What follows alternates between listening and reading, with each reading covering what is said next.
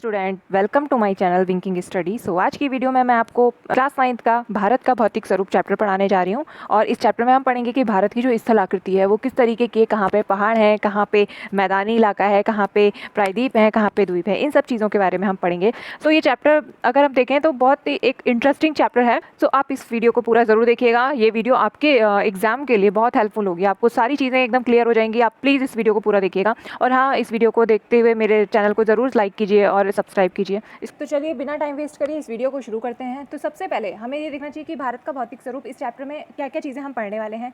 तो इसमें जो भारत है उसके मुख्य भौगोलिक स्वरूप कितने हैं उसके बारे में देखते हैं। तो भारत में जो मुख्य भौगोलिक वितरण है, भौगोलिक वितरण मतलब जो भी भारत की जो स्थल आकृति है उसको किस किस तरीके से बांटा गया है, वितरण माने बांटना।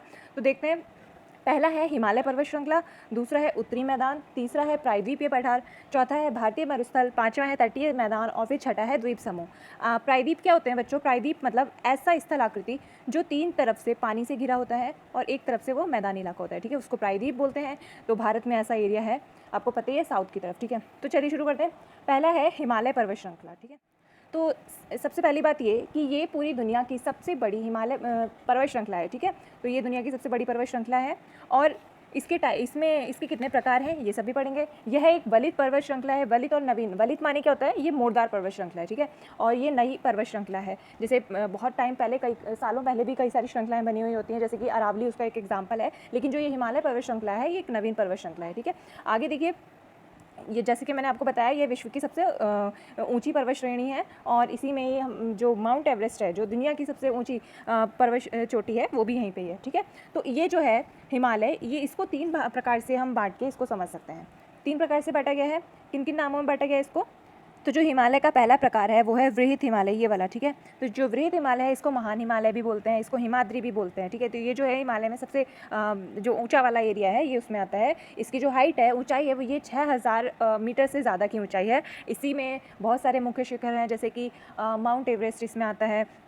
इसके अलावा और कंचनजुंगा, मकालू, धौलागिरी, ये सभी वृहत हिमालय के अंदर आते हैं। और इसका जो क्रोड वाला एरिया है, आपको हमने पहले की वीडियो में पढ़ा होगा, पहले की क्लासेस में भी, कि जो पृथ्वी होती है उसके 3 लेयर होती हैं, क्रोड, तो उसी में से एक है क्रोड। तो क्रोड जो है वो ग्रेनाइट से बना हुआ है इसका। और बहुत सारी जो पर्वत चोटियाँ हैं इसकी, ये ज़्यादातर जो है ज़्यादातर इसकी पर्वत चोटियाँ बर्फ़ से ढकी रहती हैं, जिनको ग्लेशियर बोलते हैं, ओके।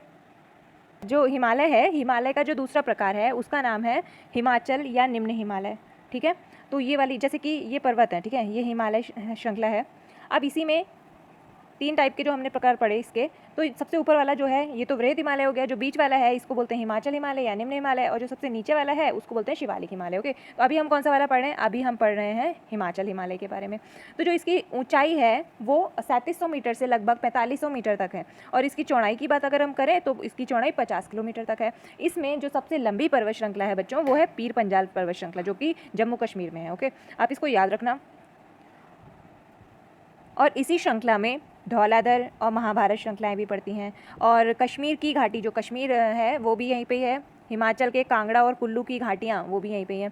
अब इसमें एक चीज़ आती है कि भाई घाटी किसको बोलते हैं, ये भी हमें पता होना चाहिए ना, तभी तो हमें पता चलेगा हम किस बारे में पढ़ रहे हैं। तो जो घाटी होती है, जैसे कि ये पहाड़ है, जैसे ये पहाड़ है, इधर भी पहाड़ है, ओके, इधर पहाड़ है। जो बीच वाला एरिया होता है ना, इसको बोलते हैं घाटी। मतलब किनारे किनारे पहाड़ होते हैं और जो बीच में समतल प्लेन एरिया होता है उसको घाटी बोलते हैं। तो ये समझ में आ गया होगा आपको। अब जो तीसरा इसका प्रकार आता है उसको बोलते हैं शिवालिक पर्वत श्रृंखला, ठीक है। शिवालिक पर्वत श्रृंखला जो है, इसकी जो चौड़ाई है वो 10 से 50 किलोमीटर तक है, तथा जो इसकी ऊंचाई है वो 900 से 1100 मीटर के बीच है। ये ऊंचाई है, जबकि चौड़ाई कितनी है? 10 से 50 किलोमीटर तक की।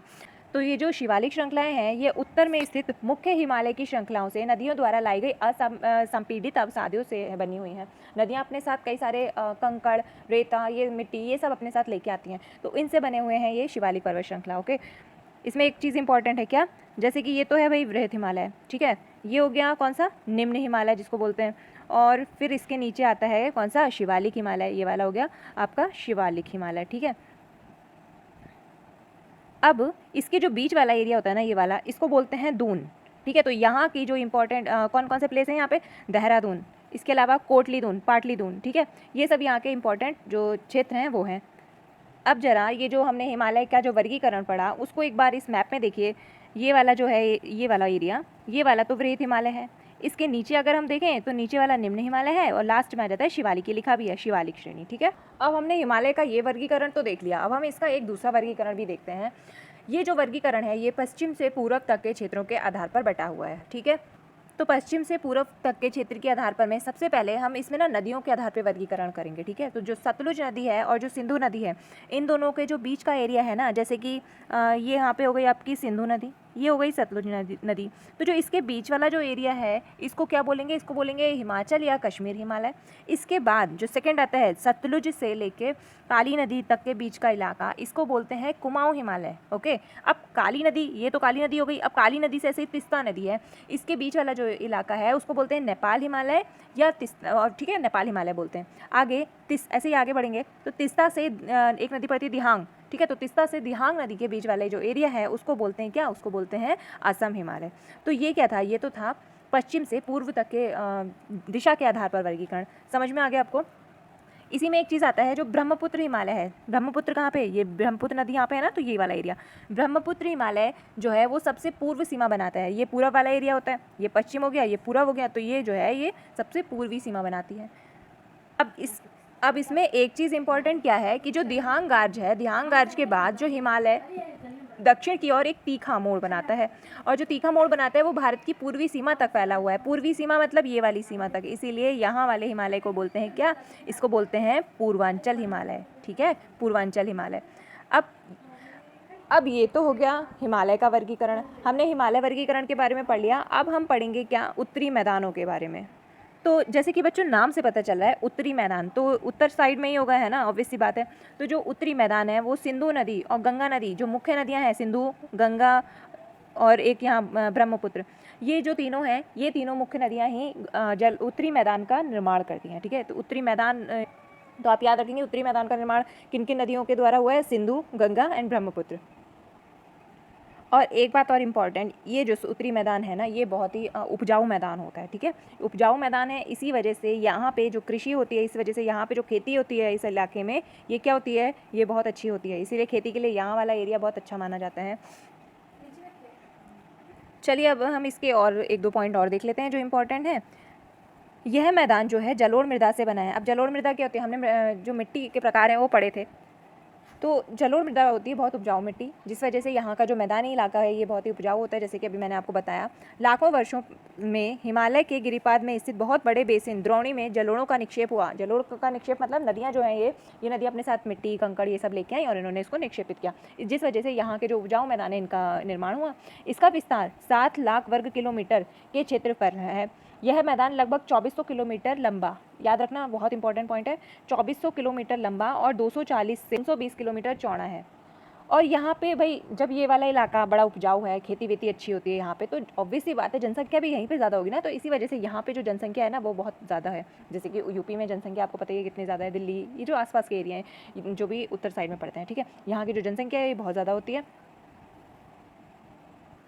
अब आगे देखिए, जो उत्तरी पर्वत हैं, जो उत्तर साइड में जितने पर्वत पड़े थे ना, हिमालय पर्वत जैसे कि, तो यहाँ से जो नदियाँ आती हैं वो नदियाँ निक्षेपण कार्य में लगी हैं। कौन सा निक्षेपण कार्य, मतलब जैसे कि ये नदी है अपने साथ जो मिट्टी कंकड़ जो भी चीज़ें ला रही हैं उनको किनारे किनारे पे क्या कर रही है, निक्षेपित कर रही है। तो ये नदियाँ इस कार्य में लगी हुई होती हैं, जिसकी वजह से अब नदी के जो निचले भागों में ढाल कम होने के कारण नदी की गति कम हो जाती है। जहाँ पे ढाल होती है तो पानी एकदम तेज़ी से जाता है ना वहाँ पे, जहाँ पे ढाल कम होगी तो वहाँ धीरे जाएगा, जिसके परिणाम स्वरूप तटीय द्वीपों का निर्माण हुआ। अब बात आती है कि द्वीप क्या होते हैं भाई।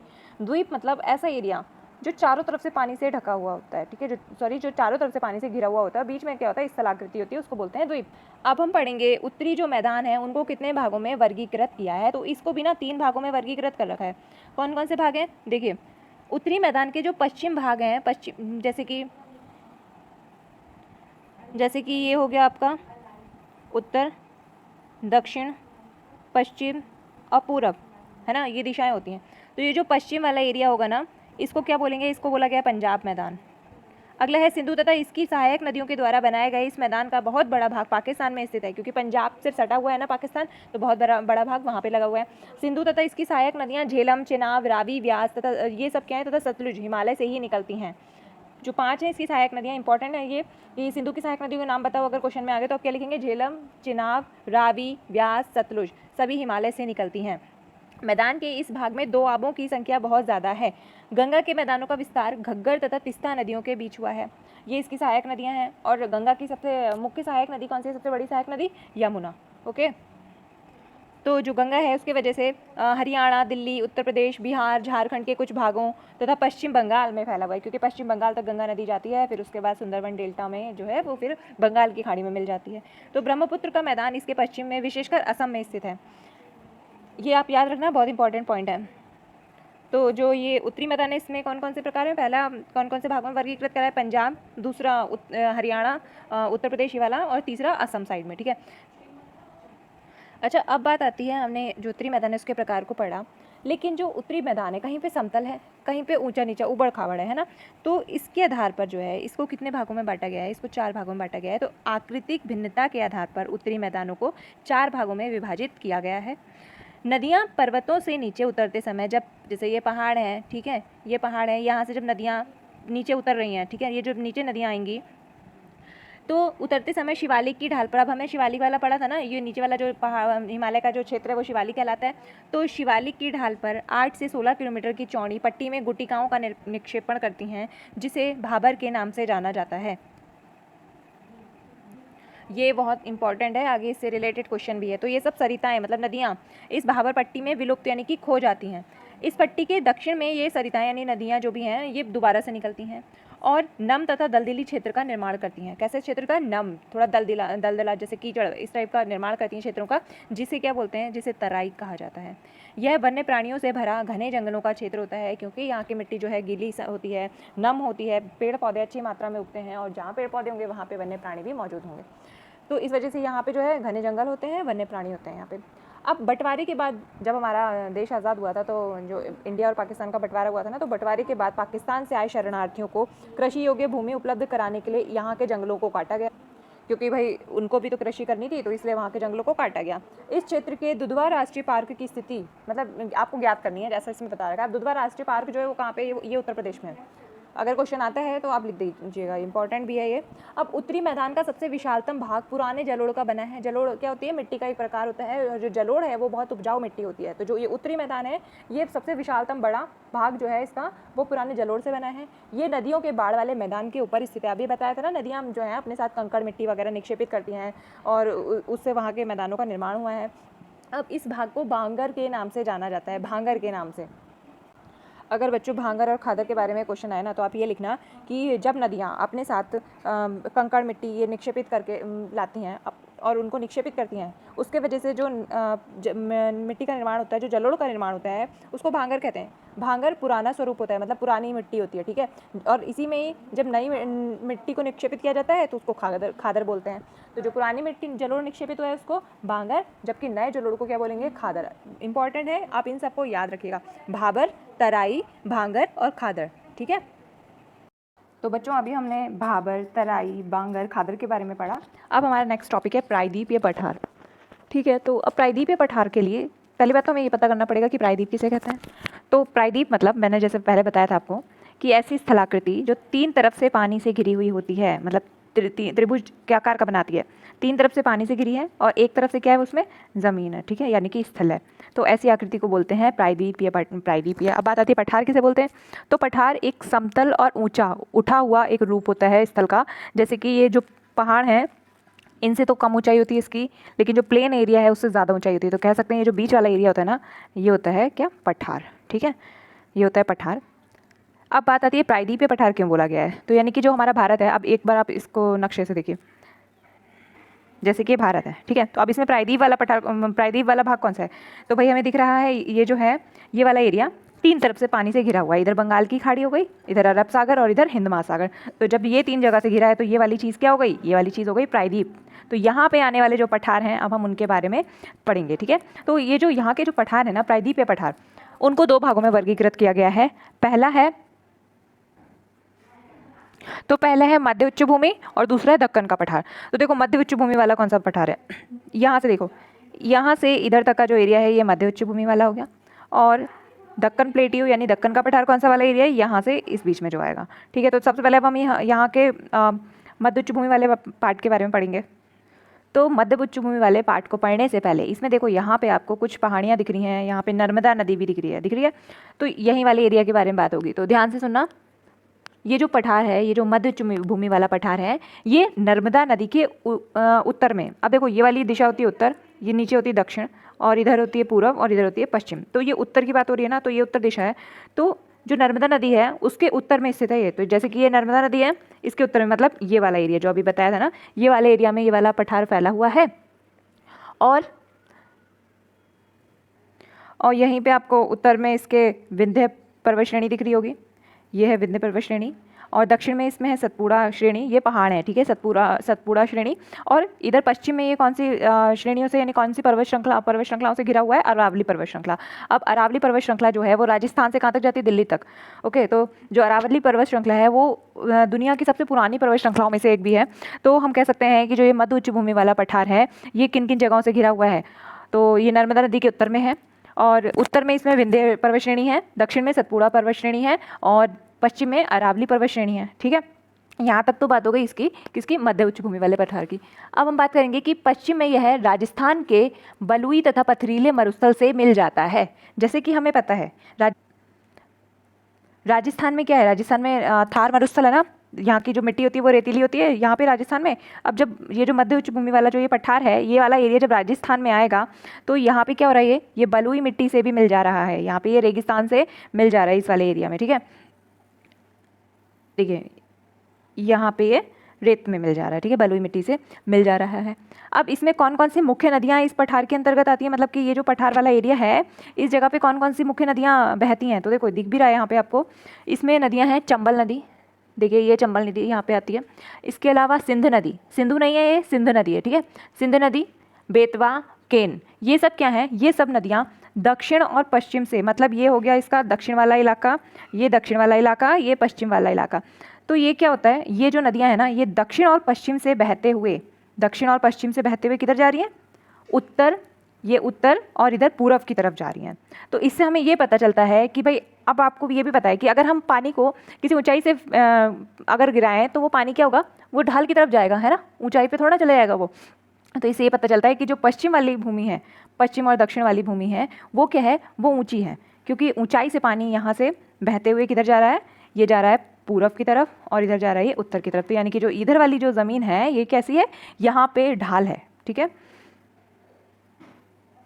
इसी में एक और इम्पॉर्टेंट बात, पश्चिम में ये जो मध्य भूमि है ये चौड़ी है, इधर की तरफ ये चौड़ी है। और एक बात बच्चों इसमें जो इम्पोर्टेंट है वो ये है कि पश्चिम में ये मध्य भूमि चौड़ी है, जबकि पूर्व में ये भूमि संकरी है, यानी कि पतली है, ठीक है। और पूर्वी भाग जो है इसका, ये जो पूर्वी वाला भाग है ना, ये वाला जो पूर्वी भाग है, इसको क्या बोलते हैं? इसको बोलते हैं बुंदेलखंड या बघेलखंड के नाम से भी जाना जाता है। बुंदेलखंड या बघेलखंड के नाम से भी इसको जाना जाता है। तो अगर क्वेश्चन में आ गया कि जो मध्य भूमि वाला भाग है, जो मध्य भूमि वाला पठार है, उसका जो पूर्वी भाग है उसको किस और नाम से जाना जाता है? तो बुंदेलखंड या बघेलखंड नाम से जाना जाता है। अच्छा, ये तो बात हो गई इसकी। अब बात आती है कि ये जो पूरब में है ये कहाँ तक फैला हुआ है? तो देखो बच्चों, यहाँ पे है पूरब में दामोदर नदी। कौन सी नदी? दामोदर नदी, ठीक है। तो दामोदर नदी द्वारा ये छोटा नागपुर तक फैला हुआ है। ये जो छोटा नागपुर पठार दिख रहा है ना आपको, ये जो छोटा नागपुर पठार है, ये कहाँ से कहाँ? ये लगभग झारखंड में भी आता है, छत्तीसगढ़ की तरफ भी आता है, ठीक है। तो ये यहाँ तक फैला हुआ है। तो बच्चों अभी हमने मध्य उच्च भूमि वाला भाग देखा। मध्य उच्च भूमि वाले भाग में हमने देखा कि ये जो है अरावली श्रेणी से इधर छोटा नागपुर तक फैला हुआ है, ठीक है। अब हम पढ़ेंगे दक्कन का पठार के बारे में। तो बच्चों जो दक्कन का पठार है वो कहाँ से शुरू होता है वो देखते हैं। अभी हमने नर्मदा नदी देखी, जैसे ये नर्मदा नदी है, नर्मदा नदी के दक्षिण में, ठीक है, नर्मदा नदी के, तो जो दक्कन का पठार है ना वो नर्मदा नदी के दक्षिण में, आपको ये दिख रहा होगा, ये नर्मदा नदी के दक्षिण में से शुरू हो जाता है, ठीक है। नर्मदा नदी के दक्षिण से लेके पूरे नीचे दक्षिण तक फैला हुआ है ये। अब इसका विस्तार देखते हैं कहाँ से कहाँ तक है। नर्मदा नदी के दक्षिण में त्रिभुजाकार है, जैसे कि हमने देखा ये त्रिभुजाकार आकृति बना रहा है ना ये, ठीक है। तो ये त्रिभुजाकार में है, नर्मदा नदी के दक्षिण में आता है। और क्या इंपॉर्टेंट चीज़ है इसमें कि उत्तर में यह जो उत्तर है, अब देखो ये जो उत्तर में इसके कौन सी पहाड़ियाँ दिख रही हैं? सतपुड़ा की पहाड़ियाँ, ठीक है। उत्तर में सतपुड़ा की पहाड़ियाँ हैं, जबकि पूरब में कौन कौन सी पहाड़ियाँ हैं? बहुत इंपॉर्टेंट है ये।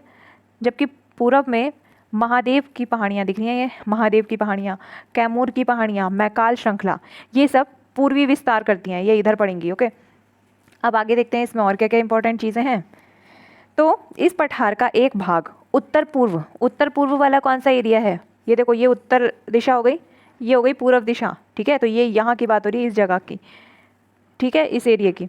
तो इस पठार का एक भाग उत्तर पूर्व में भी देखा जाता है, जिसे स्थानीय रूप से मेघालय कार्बी एंगलोंग पठार तथा उत्तर कचार पहाड़ी के नाम से जाना जाता है, ठीक है। तो ये उत्तर और पूर्व वाला जो एरिया है उसकी बात हो रही है। अभी तो ये बहुत बड़ा एरिया है इसका। आगे देखिए, तो जैसे कि अभी हमने देखा कि ये मेघालय में फैला हुआ है, तो मेघालय में इसमें कौन कौन से महत्वपूर्ण पहाड़ियाँ आ जाती हैं, गारो, खासी, जयंतिया, ठीक है। गारो, खासी, जयंतिया जो है मेघालय में पश्चिम पूर्व में आ जाती हैं। अब हमने इसका उत्तर और पूर्वी भाग तो देख लिया, हमने पश्चिम भाग भी देख लिया, और देख लिया कि उत्तर में सतपुड़ा की पहाड़ियाँ हैं, जबकि पूर्व में महादेव कैमूर की पहाड़ियाँ हैं। अब इधर देखिए, ये जो इसका त्रिभुजाकार वाला एरिया है, प्रायद्वीप वाला जो एरिया है, ये वाला इधर, ये वाली, ये पश्चिम भाग में है ना, ये पश्चिम दिशा में है ये वाला एरिया, और ये वाला पूर्वी एरिया है। तो ये जो पश्चिम वाला एरिया है इसको बोलते हैं क्या, इसको बोलते हैं पश्चिमी घाट, ठीक है। और जो पूर्व वाला एरिया है उसको बोलते हैं पूर्वी घाट, ठीक है। और एक बात और, जो पश्चिमी घाट है इसकी ऊंचाई पूर्वी घाट से ज़्यादा है, मतलब जो यहाँ पे जो पहाड़ पड़ेंगे, यहाँ पे जितने भी पर्वत पड़ेंगे या इसकी जो स्थलाकृति होगी वो पूर्वी घाट से ज़्यादा ऊंची है, ठीक है। तो यानी कि जो इधर वाले एरिया के जो पहाड़ होंगे वो भी ऊंचे होंगे, उनकी पर्वत श्रृंखलाएं, उनकी जो पर्वत चोटियाँ हैं वो भी पूर्वी घाट से ऊंची होंगी। तो जो ये पूर्वी घाट है ना, ये वाला जो पूर्वी घाट है, इसका विस्तार देखते हैं कहाँ से कहाँ तक शुरू होता है, ठीक है। तो यहाँ देखिए, ये महानदी जो है, तो ये महानदी घाटी से लेके दक्षिण में नीलगिरी पर्वत, ये दिख रहा है नीलगिरी पर्वत, यहाँ तक पूर्वी घाट का विस्तार है। तो इसका मतलब ये हुआ कि यहाँ से यहाँ तक पूरा पूर्वी घाट है, ठीक है। तो यहाँ से यहाँ तक पूरा पूर्वी घाट है। और अगर हम बात करें पूर्वी घाट की ऊंची चोटियों की, तो पूर्वी घाट की ऊंची चोटियाँ कौन कौन सी हैं, महेंद्रगिरी, और उसकी ऊंचाई कितनी है, 1500 मीटर। और जो ये पूर्वी घाट है, इसके जो पर्वत है ना, ये सतत नहीं है, सतत मतलब कंटिन्यूअस नहीं है, बीच बीच में से टुकड़े हैं, अलग अलग हैं, ठीक है। अब हम बात करते हैं पश्चिमी घाट की। तो देखिए, पश्चिमी घाट कहाँ से कहाँ तक है, ये है पश्चिमी घाट, ये वाला एरिया। इधर जो बारिश होती है ये पर्वतीय वर्षा होती है। अगर क्वेश्चन आ जाए आ गया आपका कि अगर 1 नंबर में आ सकता है कि पश्चिमी घाट में किस तरीके की बारिश होती है, तो आप लिखेंगे पर्वतीय वर्षा होती है यहाँ पे। अच्छा, एक बात और कि जो पश्चिमी घाट है ना, उसकी जो ऊंचाई है, मतलब बहुत एक इंटरेस्टिंग सी बात है ये, जो पश्चिमी घाट है इसकी जो ऊंचाई है, जैसे कि ये उत्तर दिशा है, उत्तर दिशा से दक्षिण दिशा की ओर बढ़ती जाती है। मतलब यहाँ के जो पर्वत हैं या यहाँ की जो स्थलाकृति है वो उत्तर में कम होगी, फिर धीरे धीरे दक्षिण में आते आते जो उनकी ऊंचाई है वो बढ़ती जाती है। अच्छा, पश्चिमी घाट में कौन कौन सी ऊंची पर्वत चोटियाँ हैं, अनाईमुडी, इसकी ऊंचाई कितनी है, 2695 मीटर। एक है डोडा बेटा, इसकी ऊंचाई है 2633 मीटर, ठीक है। और हमने पूर्वी घाट की ऊंची पर्वत चोटी कौन सी पड़ी थी, महेंद्रगिरी, 1500 मीटर है इसकी ऊंचाई। अच्छा, अब बात आती है, आपने एक शहर का नाम सुना होगा ऊटी, ठीक है। तो वो कहाँ पे आता है, वो पूर्वी घाट की तरफ है, ठीक है। ये पूर्वी घाट है। पूर्वी घाट में एक जगह है जिसका नाम है उडगम मंडलम, और उसका नाम क्या है, उसका दूसरा नाम है ऊटी, जिसे हम ऊटी के नाम से जानते हैं। तो उसका एक क्या नाम है, उडगम मंडलम, ठीक है। अब बात आती है जो प्रायद्वीप ये पठार है, जो अभी हम प्रायद्वीपीय पठार के बारे में पढ़ रहे हैं, तो जो प्रायद्वीपीय पठार है ना, यहाँ की जो स्थलाकृति है, यहाँ पे काली मिट्टी है, काली मृदा है, ठीक है। तो काली मृदा है जिसे दक्कन ट्रैप भी बोलते हैं। अच्छा, ये काली मिट्टी का यहाँ पे किस तरीके से निक्षेपण हुआ, तो ज्वालामुखी से निकले मैग्मा, उससे जो मैग्मा निकला जब वो ठंडी हुई तो उससे बनी आग्नेय शैलों से काली मिट्टी का निर्माण हुआ, जिसकी वजह से प्रायद्वीपीय पठार में काली मिट्टी है। और काली मिट्टी में किस तरीके की फसल ज़्यादा उगती है, काली मिट्टी में कपास की फसल बहुत अच्छी होती है। तो इसी वजह से देखिए, दक्कन का पठार तो यहाँ पे भी आ रहा है, तो ऑब्वियस सी बात है मध्य प्रदेश भी इधर ही पड़ता है ना, मध्य प्रदेश में यहाँ पे कपास की खेती अच्छी होती है। तो अभी हमने प्रायद्वीपीय पठार के बारे में पढ़ा, अब हम पढ़ेंगे भारतीय मरुस्थल के बारे में। मरुस्थल आपको पता ही है, रेतीली ज़मीन। तो भारत में मरुस्थल कहाँ पे है, 2 जगह है। एक तो ठंडा मरुस्थल है जो कहाँ पे है, लेह लद्दाख में, और लेकिन हम कौन से मरुस्थल की बात कर रहे हैं, हम बात कर रहे हैं राजस्थान में, राजस्थान के मरुस्थल की, ठीक है। तो जो भारत है, भारत का सबसे बड़ा मरुस्थल कौन सा है, थार मरुस्थल। अब देखिए यहाँ पे अरावली पहाड़ी के पश्चिम, अब देखो ये अरावली पहाड़ी है, और अगर हम दिशा की बात करें तो ये पश्चिम दिशा है, ये पूर्वी दिशा है, ये उत्तर है, और ये हो गई आपकी दक्षिण। अभी हम कौन सी वाली दिशा की बात कर रहे हैं? अभी हम सिर्फ पश्चिम दिशा की बात कर रहे हैं, मतलब इस दिशा की बात कर रहे हैं, ठीक है। तो अरावली पहाड़ी के पश्चिम किनारे पर थार, यह थार क्या है? थार मरुस्थल, जो राजस्थान, जो हमारे भारत का सबसे बड़ा मरुस्थल है, तो ये कई सारे बालू टिब्बों से ढका हुआ है। कौन सा मरुस्थल? थार मरुस्थल, कई सारे सारे बालू टिब्बों से। अब बालू टिब्बे के बारे में आपने क्लास 8 में पढ़ा था। क्या होते हैं कि जो रेत होती है, हवा के कारण वो छोटे छोटे टीलों में बट जाती है। जैसे कि ये रेत है, रेत जब हवा से उड़ती है तो हवा अपने साथ रेत ले जाती है, कहीं कहीं पे ऐसे टिब्बे बना देती है ना, तो इनको बोलते हैं बालू टिब्बे। तो जो थार मरुस्थल है ये कई सारे बालू टिब्बों से ढका हुआ है, और यहाँ पे जो बारिश है बहुत कम होती है। मतलब पूरे वर्ष में लगभग 150 मिलीमीटर से भी कम बारिश होती है। अब भाई बारिश कम होगी तो यहाँ पे जो वनस्पतियाँ हैं ये भी नहीं उग पाएंगी, बहुत कम वनस्पतियाँ उगती हैं। और इसके अलावा यहाँ पे क्या होता है, बारिश कम होती है तो कभी कभी जो बरसात के टाइम पे कुछ सरिताएं निकलती हैं, जैसे छोटी नदियाँ। तो जब बारिश चले जाती है, यानी कि बारिश जब खत्म हो गई, तो वो जो सरिताएं होती हैं ना, वो भी रेत में क्या हो जाती है, विलुप्त हो जाती हैं, खो जाती हैं। इस क्षेत्र की केवल एक नदी, लूनी नदी, सबसे बड़ी नदी है, ठीक है। तो इस क्षेत्र की सबसे बड़ी नदी कौन सी है? लूनी। अगर क्वेश्चन में आ गया कि भारतीय मरुस्थल यानी कि थार मरुस्थल में सबसे बड़ी नदी कौन सी है, तो लूनी नदी। आगे बरकान, बरकान एक तरीके का बालू का टीला है, यहीं पे इधर की तरफ है ये।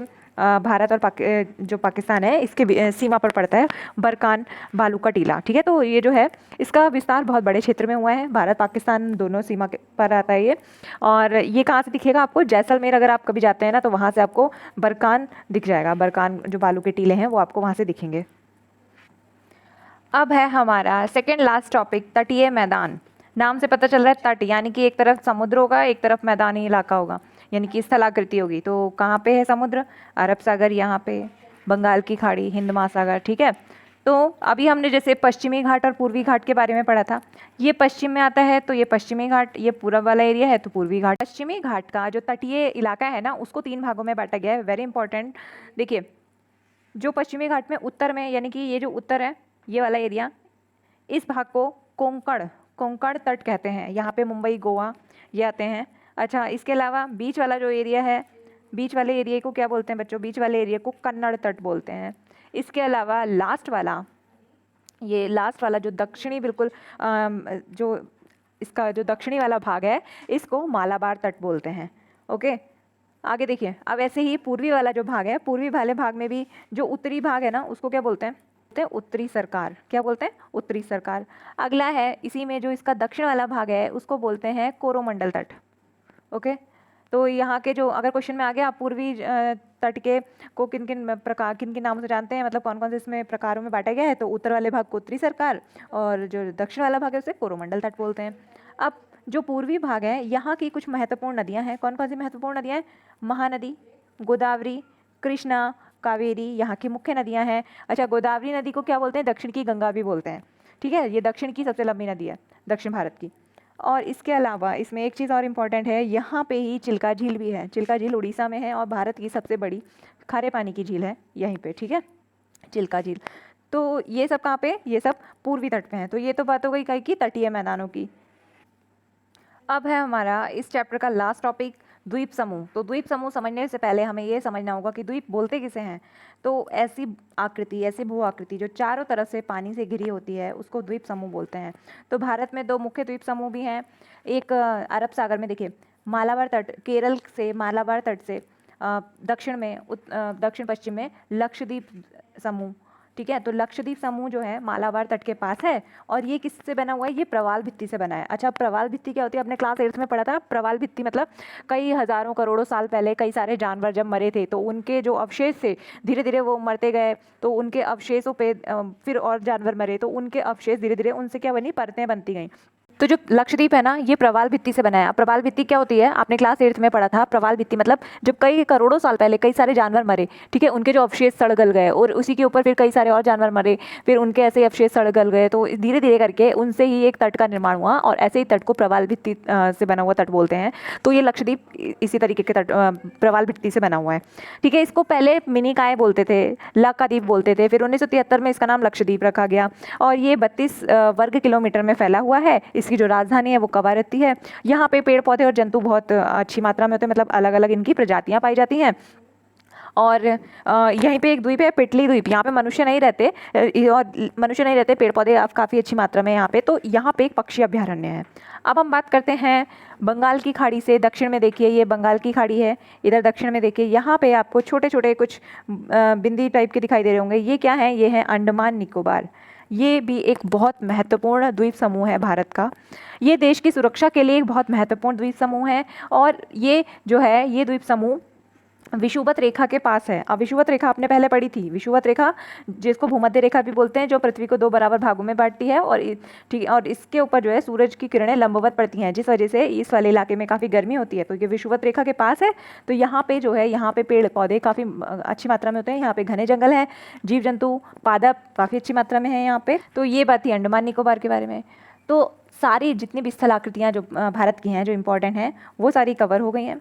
जो भी इंपॉर्टेंट चीज़ें थी सब कुछ इस वीडियो में कवर है बच्चों, आपको इसके अलावा कुछ भी एक्स्ट्रा पढ़ने की ज़रूरत नहीं पड़ने वाली है।